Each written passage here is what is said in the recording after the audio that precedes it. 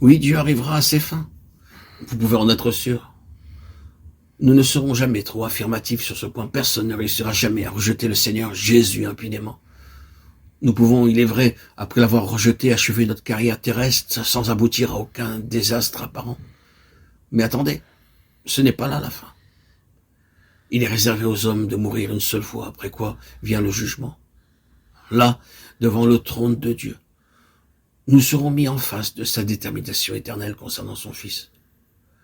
Ce que l'Esprit de Dieu a déclaré, ce qu'il a consigné dans sa parole au sujet de Jésus-Christ, c'est qu'il est, lui, le Seigneur de tous. Rien ni personne ne peut faire qu'il en soit autrement. Et nous avons à prendre parti dans un sens ou dans l'autre.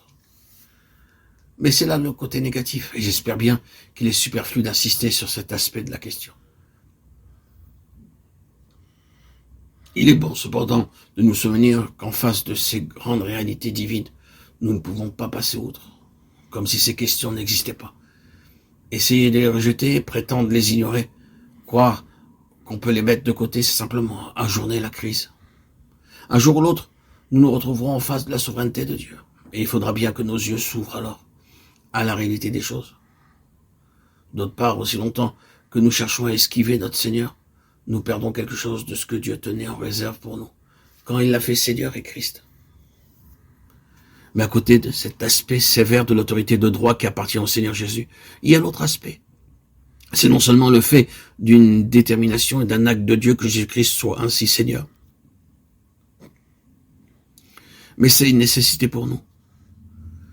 C'est notre besoin le plus pressant. Nous avons besoin que le Seigneur Jésus soit vraiment le Seigneur de tous. Le monde lui-même en a besoin. Ce qu'il faut au monde à l'heure actuelle, son besoin le plus impérieux, c'est que le Seigneur Jésus soit bien la place qui lui revient de plein droit, le trône. Nous pouvons naturellement émettre cette opinion dans un sens tout à fait général, sans que la situation du monde en soit affectée. Ce que nous disons dans un endroit du globe aussi insignifiant que celui où nous sommes n'a peut-être pas grande portée.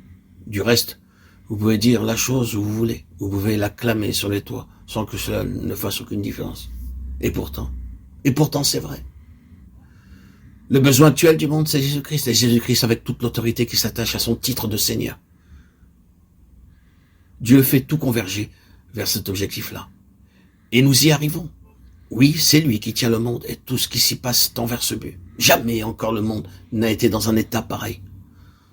Nous sommes unanimes à reconnaître ce qu'il y a d'infiniment sérieux dans la situation actuelle.